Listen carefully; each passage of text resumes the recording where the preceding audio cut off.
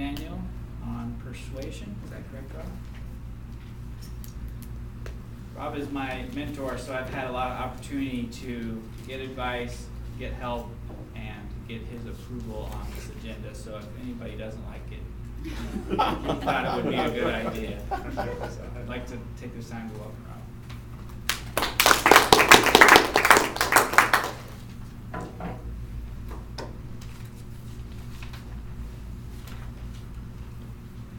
Put some handouts on each table, they're face down. You guys go and grab those and have them out. I can start by asking you to raise your hand if you've ever had trouble planning the flow of your next speech or staying within time. Bing! Saw a hand go way up real fast when I said stay in time. Definitely, and I've had that trouble too. What I want to do tonight, in the next 7 minutes, you're going to get a tool that you can use that will help you plan the flow of your speech, it'll help you stay in time, and basically plan your presentation overall. And what it's called is three-dimensional speechwriting. This was provided to me by Tate, the 2000 World Champion of Public Speaking, at the International Convention I mentioned during my last speech that I was able to go to a couple of weeks ago. And he also referenced Patricia Fripp, who's an NSA, National Speaker Association Hall of Fame speaker. Helped him develop this, or he received it from her. And this three-dimensional approach has what it sounds like, has 3 dimensions to it. And I'm going to cover those 3 dimensions with you, let you know what they are so you understand what they are. Then we're going to go through an example of how you would use this tool in speech writing, and talk a little bit about why you might focus in one direction over another. So first, let's talk about the 3 dimensions. First dimension, on the first line there, you'll see a couple of blanks, so feel free to fill them in as we go. The one-dimensional approach is when the audience is listening to the speaker. Basically, right now, this is a one-dimensional portion of my speech. I'm speaking, you guys are listening. That can be very useful for different portions of your speech. Just because it is one-dimensional in and of itself doesn't make it bad.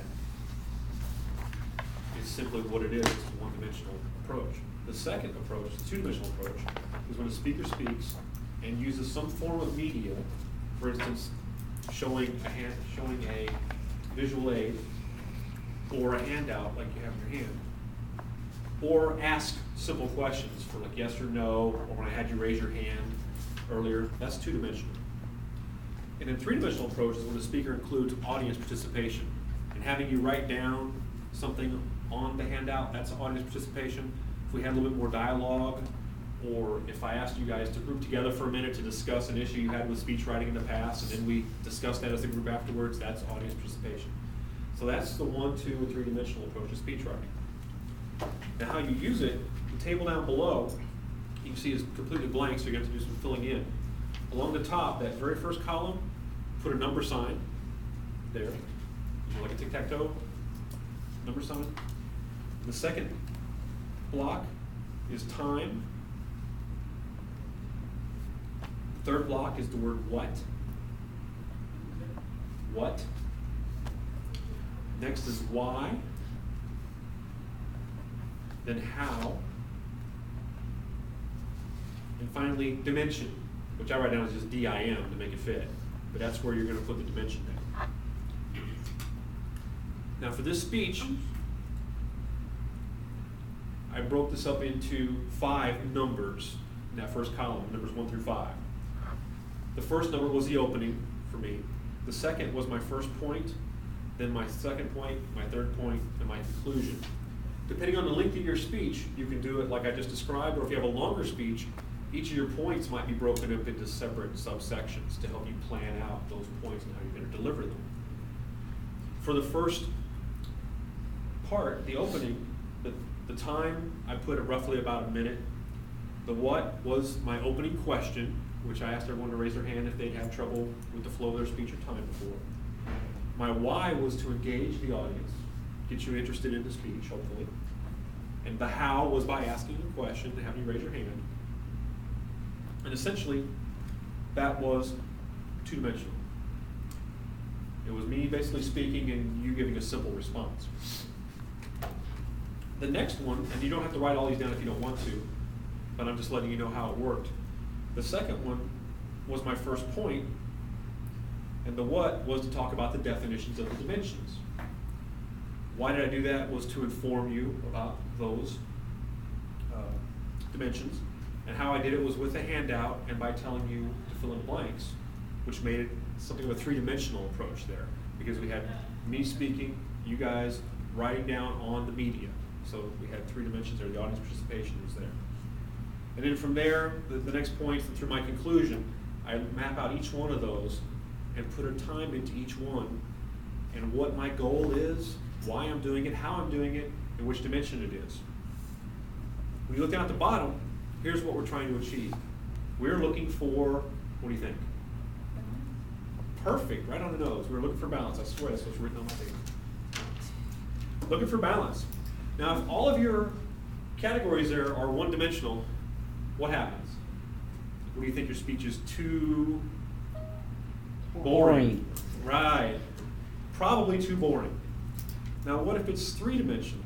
Too many 3Ds?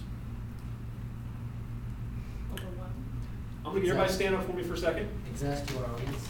Exhaust your audience. And skip to the end. All right, that's okay. Go ahead and stand up anyway. I'm going to run through an exercise real quick that Tate did about how to do an introduction to your speech. An introduction has how many components?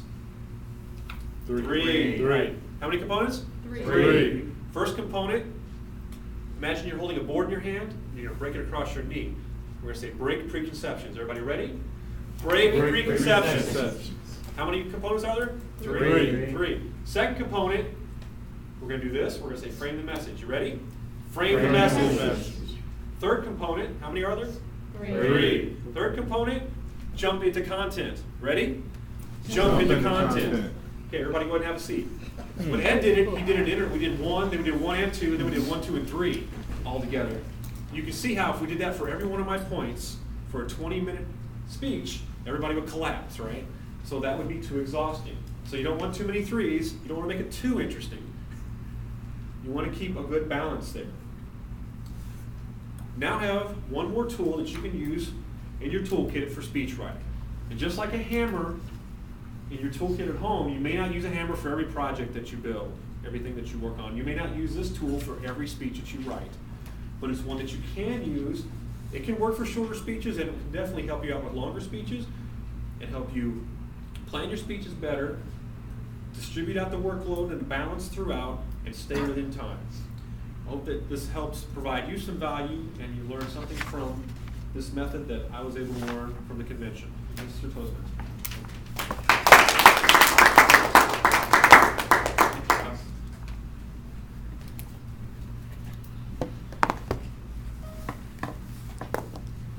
It's a very impressive speech by Rob. I'm not quite sure he used the word